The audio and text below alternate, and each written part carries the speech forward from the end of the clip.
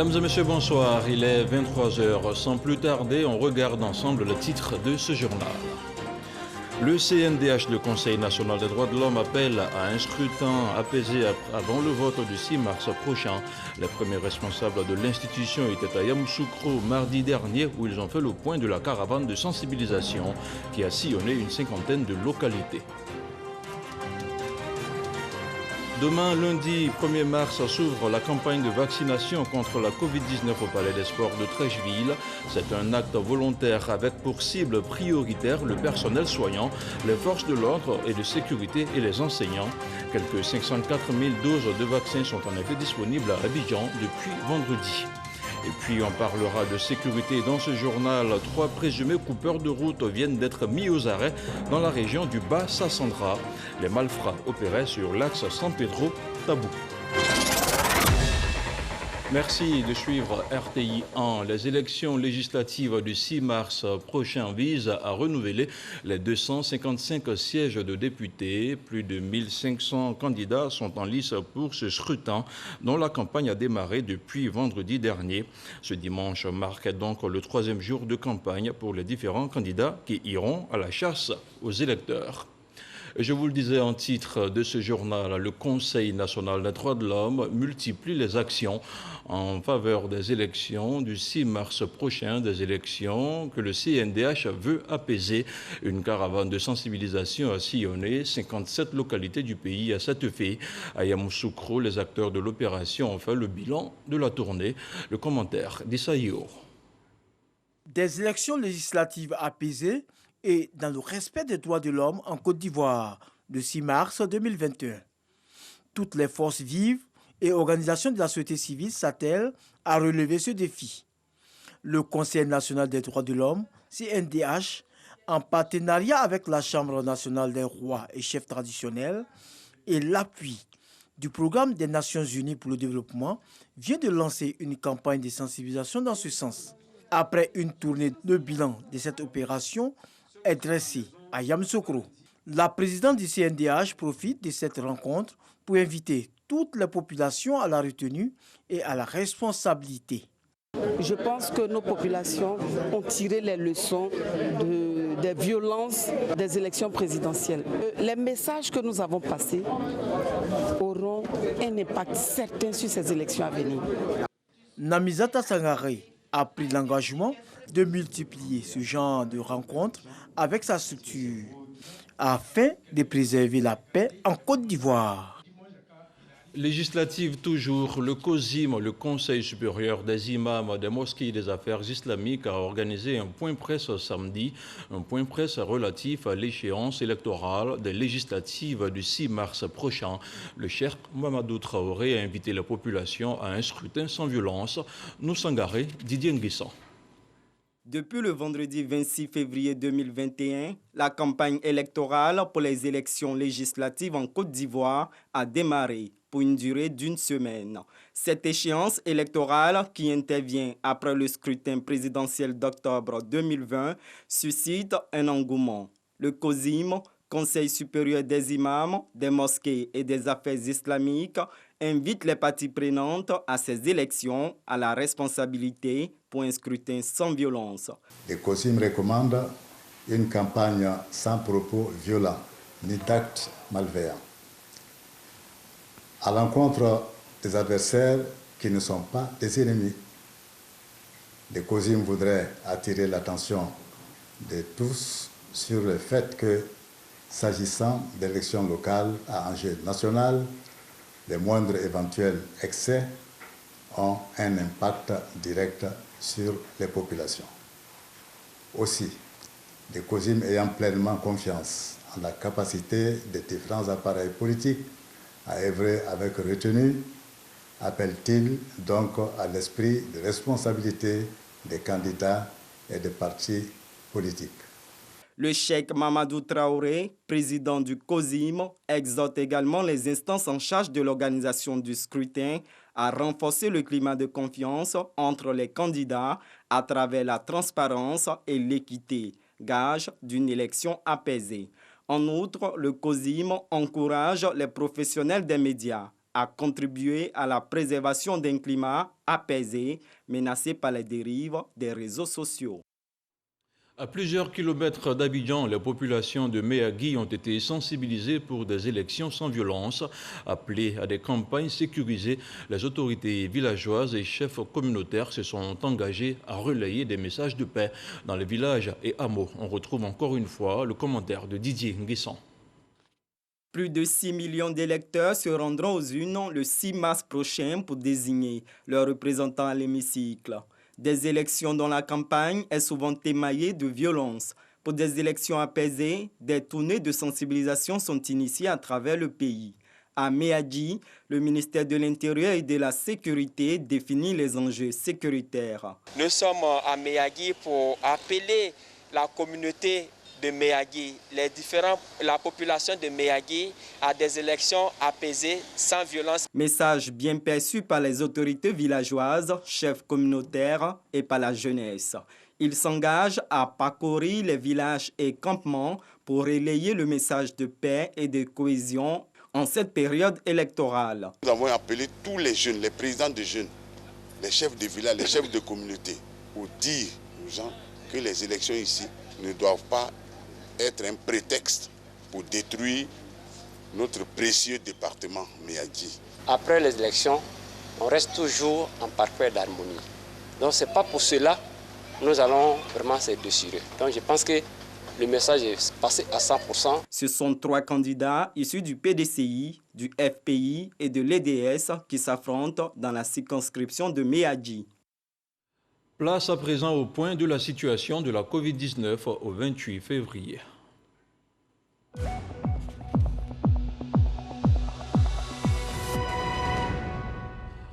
Le ministère de la Santé et de l'Hygiène publique a enregistré ce dimanche 28 février 2021 123 nouveaux cas de Covid-19 sur 3149 échantillons prélevés, soit 3,9% de cas positifs, 108 guéris et 0 décès. À la date du 28 février, la Côte d'Ivoire compte donc 32 754 cas confirmés, dont 32 624 personnes guéries, 192 décès et 938 cas actifs. Le nombre total d'échantillons est de 423 731. Le ministre de la Santé et de l'Hygiène publique vous informe que le virus circule activement dans notre pays. Il recommande à toute la population le port de masques dans les lieux publics et les transports en commun afin de stopper la transmission du virus. Je vous le disais également en ouverture de ce journal, les premières doses de vaccins contre la Covid-19 sont disponibles depuis vendredi dernier et la campagne de vaccination s'ouvre demain, 1er mars, au Palais des Sports de Treichville. Le professeur Mamadou Samba était ce dimanche sur le plateau de RTI 1 pour expliquer le mode de déroulement de l'opération. Je vous propose un extrait de son passage. Je rassure tout le monde. La Côte d'Ivoire a fait le choix de vaccins sûrs et efficaces, préqualifiés par l'OMS. Donc il n'y a pas de doute sur la qualité des vaccins disponibles en Côte d'Ivoire. La campagne de vaccination aura, disons, 3 phases. D'accord. On aura une première phase qui démarre demain, qui concerne les populations cibles, c'est-à-dire le personnel de santé, les forces de défense et de sécurité et les enseignants. Ensuite, nous aurons une seconde phase où seront concernées toutes les personnes âgées de plus de 50 ans et ceux porteurs de maladies chroniques. Enfin, une dernière phase, la phase la plus grande, concernera toutes les personnes âgées de 18 ans à 49 ans, de sorte qu'on puisse couvrir l'ensemble de la population. Mais demain, nous commençons par le personnel de santé et les forces de défense et de sécurité et les enseignants. Quand vous arrivez au Palais des Sports, on va d'abord vous prendre la température avant d'entrer dans l'enceinte. Et il y aura aussi un dispositif de lavage des mains. Ensuite, vous allez aller dans un box d'enregistrement. Ce box va vous permettre de voir votre éligibilité. Car pour cette phase sont éligibles les personnes que nous avons citées, c'est-à-dire les personnels de santé, les forces de défense et de sécurité et les enseignants. Si vous n'êtes pas dans cette catégorie, du coup, vous n'êtes pas éligible pour cette phase. Donc, il y a un chemin sorti qui vous est indiqué. Si vous êtes éligible, vous passez à la seconde phase, qui est la phase de vaccination. Vous partez dans un autre box, qui est un box de vaccination, avec deux agents vaccinateurs qui vous administrent la dose indiquée. Ensuite, vous recevrez votre carnet de vaccination indiquant que vous avez été vacciné contre la Covid-19. Et la dernière étape est une phase d'observation. Après chaque vaccination, vous devez rester 15 minutes dans l'enceinte, assis ou étendu, selon le besoin du requérant. Et nous observons si vous n'avez pas de petites complications immédiates. Nous demandons à tous nos collaborateurs, aux forces de défense et de sécurité, nos camarades enseignants, de se faire vacciner. Car vous allez vous protéger. Vous êtes en première ligne. Parler de santé, une ambulance médicalisée neuve au centre de santé urbain du village d'Akwedo. C'est un don du conseil municipal de Cocody dirigé par Jean-Marc Yassé. Un ouf de soulagement pour le corps médical et un grand moment de réjouissance pour la population.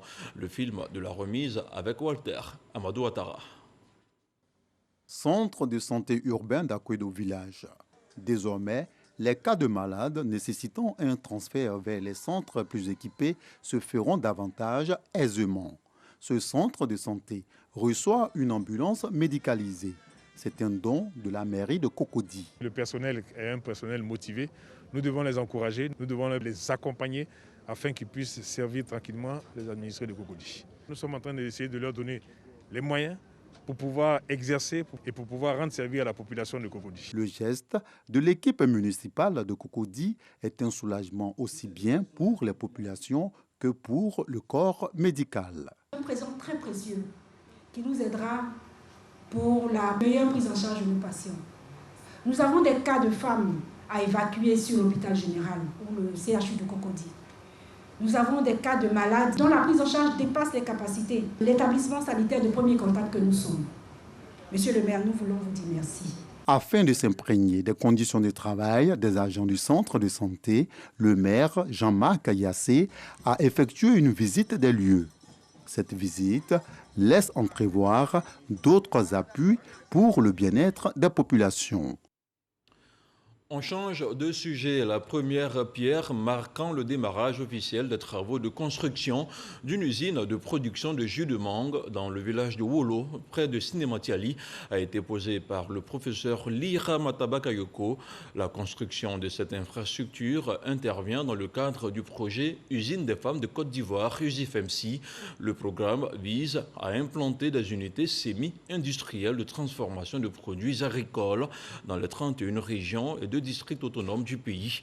Ami Sissoko. Le bâtiment que nous sommes en train de construire en ce moment a une longueur de 24 mètres.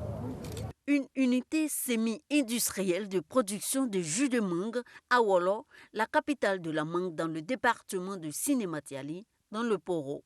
La ministre de la Femme, de la Famille et de l'Enfant, Lira Matabakayoko, a posé la première pierre marquant le démarrage officiel des travaux de construction de cette usine. À ses côtés, le ministre Fidel Sarasoro, fils de Sinematiali. La construction de cette unité industrielle de production de jus de mangue intervient dans le cadre du projet Usine des femmes de Côte d'Ivoire, USIFEMSI, initié par le gouvernement au profit des femmes. Ce que nous voulons faire ici sera vraiment du jus, selon les standards internationaux. Nous voulons absolument que les femmes contribuent au travail, que tout ne soit pas mécanisé. Parce qu'un des avantages de l'industrie, c'est la capacité à pouvoir mettre en synergie le génie artisanal et le génie technologique. Et c'est de ça que nous avons besoin. Livrable dans un délai de 45 jours, cette infrastructure de production de jus de mangue va permettre de réduire de façon significative les pertes post-récolte de la mangue, estimées à 44%, et apporter une plus-value aux femmes qui vendent ces fruits au détail. Grâce à ce projet encore, la présence de Sinematiali et de Wolo sera effective sur les marchés nationaux, sous-régionaux et internationaux, avec une amélioration substantielle des revenus des productrices et producteurs et de tous les acteurs de la filière. Au total, ce programme permettra aux femmes de Sinematiali de contribuer de manière significative au développement de la petite industrie en Côte d'Ivoire. Le programme USIFEM Côte d'Ivoire vise à doter les associations et groupements de femmes des 31 régions et des 2 districts autonomes de Côte d'Ivoire d'unités de transformation semi-industrielle de produits agricoles. Coût global du programme, 4,3 milliards de francs CFA. Vendredi dernier, le PNUD, le programme des Nations Unies pour le développement, a équipé le ministère des Eaux et Forêts.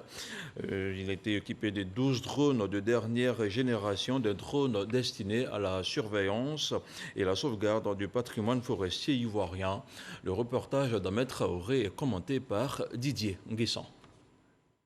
Pour faire face à la dégradation du couvert forestier ivoirien, le ministère des Eaux et Forêts se dote d'une stratégie de préservation, de réhabilitation et d'extension des forêts. Ce sont au total 12 drones que le PNUD, Programme des Nations Unies pour le développement, a remis à l'État de Côte d'Ivoire. Un geste bien apprécié par le ministre Alain Richard Dombaï. Ces drones constituent donc les premiers éléments de l'escadrille de drones multirôles prévue dans la stratégie de préservation, de réhabilitation et d'extension des forêts. Cette stratégie se décline en 3 composantes. La composante surveillance, la composante cartographie et la composante reboisement. Les 12 zones reçues ce jour viennent activer les composantes surveillance et cartographie, qui sont 2 pôles essentiels pour le cadastre forestier, la lutte contre la criminalité forestière, faunique et la pollution des ressources en eau. Selon la représentante résidente du PNUD en Côte d'Ivoire, ces drones vont contribuer à rendre plus efficace la brigade spéciale de surveillance et d'intervention du ministère des Eaux et Forêts. Cette collaboration a débouché sur un portefeuille de solutions alignées sur les 3 dimensions stratégiques de la politique forestière, à savoir la préservation, la réhabilitation et l'extension des forêts. Ces travaux constituent la base de notre appui à ce secteur, orienté vers des actions qui visent principalement le renforcement de la gouvernance et la gestion durable des forêts. Ces 12 drones de dernière génération sont capables de voler en continu pendant plus de 30 minutes à une altitude de près de 3000 mètres et parcourir jusqu'à 8 km. Les forces de défense et de sécurité de Côte d'Ivoire sont au travail. La gendarmerie nationale vient de réussir un grand coup de filet dans le Bas-Sassandra. Un gang de coupeurs de route qui opérait sur l'axe San Pedro-Tabou vient d'être mis hors d'état de nuire. Ces individus ont été pris alors qu'ils s'apprêtaient à opérer. L'éclairage de Sam Conan. Fin des règnes pour ces 3 présumés coupeurs de route, eux qui terrorisaient les usagers de la route sur l'axe San Pedro-Tabou.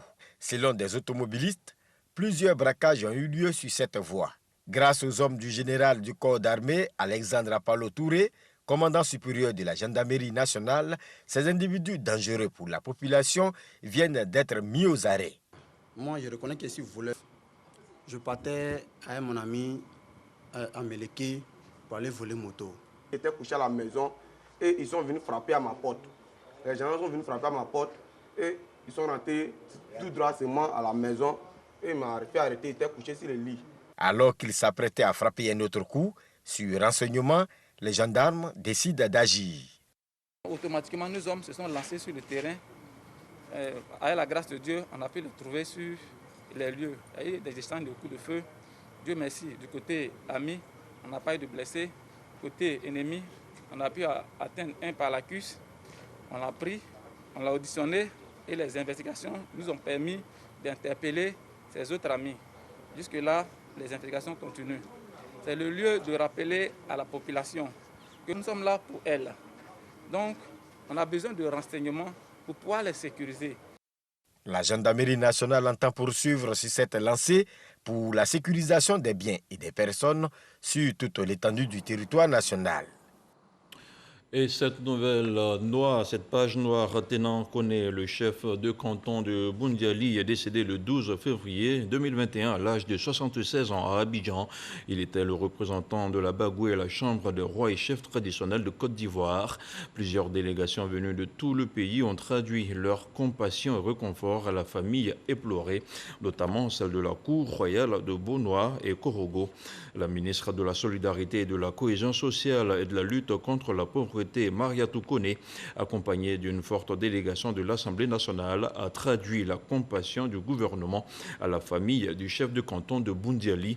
Ténan Koné a été inhumé vendredi dernier à Boundiali. Il laisse derrière lui 10 enfants et environ une vingtaine de petits-enfants. La première étape de la caravane sportive pour le rassemblement de la jeunesse ivoirienne pour la paix, une caravane initiée par l'Union nationale de la presse sportive de Côte d'Ivoire et son parrain, M. Issouf Fadiga, a eu lieu samedi 20 février à Touba. Finale du tournoi de football, les concerts géants ont marqué le lancement de cette caravane sportive. Benson Pierraka pour le commentaire.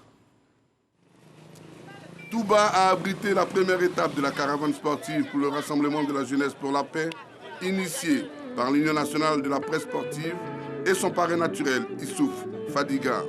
Cette étape de lancement à Touba a enregistré une forte mobilisation de la jeunesse. Ce fut le cas au stade du centre de formation professionnelle, où se déroulaient les 2 finales de football au programme de l'étape de Touba. Chez les hommes, l'Espoir Football Club du Bafing s'est imposé 4-2 à l'Union sportive de Touba. La finale féminine a été remportée par les institutrices aux dépens du corps médical, au tir au but. Ce sont 2 belles rencontres qui ont été proposées aux spectateurs, mais ce sont surtout des messages de paix et de cohésion sociale qui ont pu être véhiculés. Nous avons vu des jeunes gens engagés pour cette belle fête de la paix. Ces jeunes gens ont fait preuve de dynamisme, de talent et c'est aujourd'hui notre fierté. Cette caravane qui démarre aujourd'hui à Touba doit parcourir toute la Côte d'Ivoire. Touba a donné le ton. J'espère que toutes les autres villes de Côte d'Ivoire vont suivre. Je voudrais au nom de l'Union nationale de la presse sportive de Côte d'Ivoire vous dire infiniment merci. Les populations du Bafing se sont retrouvées dans la soirée pour le concert du Molard, histoire de poursuivre la fête. Les autres villes de Côte d'Ivoire se préparent déjà pour recevoir les prochaines étapes de la caravane sportive pour le rassemblement de la jeunesse pour la paix. Et puis le 5e rassemblement de l'espoir pour la réalisation d'un monde unifié s'est tenu ce dimanche 28 février 2021 à Séoul, en Corée du Sud. Une occasion pour les dirigeants de ce monde de plancher sur les défis de notre époque et de nouvelles possibilités pour la consolidation de la paix dans le monde. Ce rendez-vous a été organisé par la cofondatrice de la Fédération pour la paix universelle, FPU, une organisation qui œuvre pour la paix dans le monde. Le commentaire de Maïsako. Le 5e rallye de l'espoir tenu ce dimanche 28 février 2021 en Corée du Sud a permis à divers participants de plancher sur les défis majeurs auxquels l'humanité est confrontée avant d'explorer des voies et moyens pour la réalisation d'un monde de paix. En 2014, j'ai été confronté à la question de savoir ce que la paix signifie pour moi. Après une très brève réflexion, j'ai répondu, plus que la simple absence de guerre, la paix en tant que valeur et en tant que capital est une bénédiction que l'on obtient par la voie de la tolérance, de la solidarité et du respect de la différence. Nous avons appris l'importance de ne jamais perdre espoir. Comme ces navigateurs qui ont contourné le cap de Bonne-Espérance il y a 500 ans, nous savons que nous avons la capacité d'éviter les périls auxquels nous sommes confrontés et de tracer une voie vers un avenir meilleur. L'initiatrice de cette rencontre, le docteur Ak Charan Moon, a véhiculé un message d'espoir à l'humanité pour la mise en place d'un monde céleste unifié. Dieu a créé le ciel et la terre en accord avec les principes de la création. Et l'un de ces principes de la création était que l'homme fasse partie intégrante de cet idéal de la création en devenant mature et en fondant une famille sur la terre. C'est pourquoi Dieu a élevé le peuple d'Israël en tant que le peuple élu tout au long d'une providence qui a duré 4000 ans. Et cette providence de la restauration par l'indemnité qui a été initiée par Dieu était dans le but d'apporter le salut à toute l'humanité. Le thème de ce 5e rallye de l'espoir est « Développer des partenariats pour la paix, interdépendance, prospérité mutuelle et valeurs universelles ». Toujours dans l'actualité hors de chez nous, au Tchad, l'opposant Yaya Diallo, candidat à l'élection présidentielle, affirme que son domicile a été attaqué ce dimanche et que plusieurs personnes de son entourage ont été tuées. Des propos réfutés par le ministre tchadien de la communication et porte-parole du gouvernement. Selon l'opposant, l'attaque a été menée par des hommes de l'armée tchadienne, plus précisément par une unité de la garde présidentielle dirigée par le fils du président Idriss Déby. Une affirmation que confirment des membres de la Convention tchadienne des droits de l'homme qui se sont rendus sur place. Et puis, toujours dans l'actualité hors de chez nous, la police hongkongaise a annoncé ce dimanche l'inculpation de 47 membres de la mouvance pro-démocratie pour subversion, un mois après l'arrestation de dizaines de militants.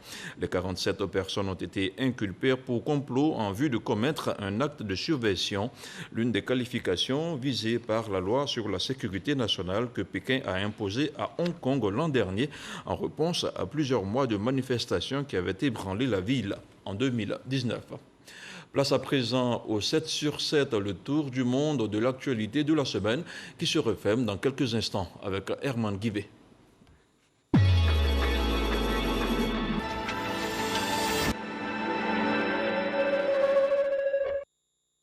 L'ambassadeur d'Italie en République démocratique du Congo, Luca Attanasio, a été tué lundi dernier avec son garde du corps et un chauffeur du Programme alimentaire mondial lors d'une attaque d'hommes armés contre un convoi de l'agence onusienne au nord de la ville de Goma, dans la province du Nord Kivu. Les autorités congolaises pointent du doigt les rebelles des forces démocratiques pour la libération du Rwanda. C'est l'ancien ministre de l'Intérieur, Mohamed Bazoum, candidat du parti nigérien pour la démocratie et le socialisme, qui a été déclaré vainqueur à l'élection présidentielle au Niger avec 55,75% des voix. Le candidat de l'opposition au Niger, Mahaman Ousmane, qui a obtenu 44,25% des voix, a revendiqué cette victoire dans un discours au lendemain de l'annonce officielle. La rumeur d'une campagne de vaccination forcée s'est propagée à grande vitesse dans les écoles de Bukavu, dans le sud Kivu de la RDC, la République démocratique du Congo. Une information démentie par le gouverneur qui assure qu'aucun vaccin n'est encore arrivé. Le Premier ministre arménien Nikol Pachinian a dénoncé une tentative de coup d'État militaire et a pris la tête d'une manifestation de ses partisans afin de réaffirmer son autorité. Il a limogé mercredi et jeudi dernier des responsables militaires qui tentaient, selon lui, de le renverser. Un kidnapping de masse contre rançon au Nigeria. Des dizaines d'hommes armés ont envahi les dortoirs d'une école pour jeunes filles dans le nord-ouest du pays dans la nuit de jeudi à vendredi et ont enlevé plus de 300 écolières. Les États-Unis ont accordé samedi une autorisation en urgence au vaccin de Johnson & Johnson contre la Covid-19, une nouvelle saluée par le président américain Joe Biden, qui a cependant appelé à ne pas baisser la garde face à l'épidémie. Ce dimanche en Birmanie a été la journée de manifestation la plus violemment réprimée depuis le début des marches contre la junte militaire qui a renversé le gouvernement le 1er février dernier. Cette répression aurait fait 13 morts dans le pays. Le Conseil des droits de l'homme de l'ONU a condamné la répression meurtrière en Birmanie.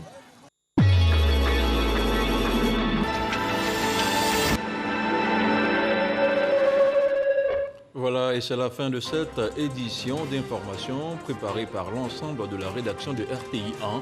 Merci à tous de l'avoir suivi. L'info continue sur le www.rti.ci. Bonsoir et que la paix soit chez vous.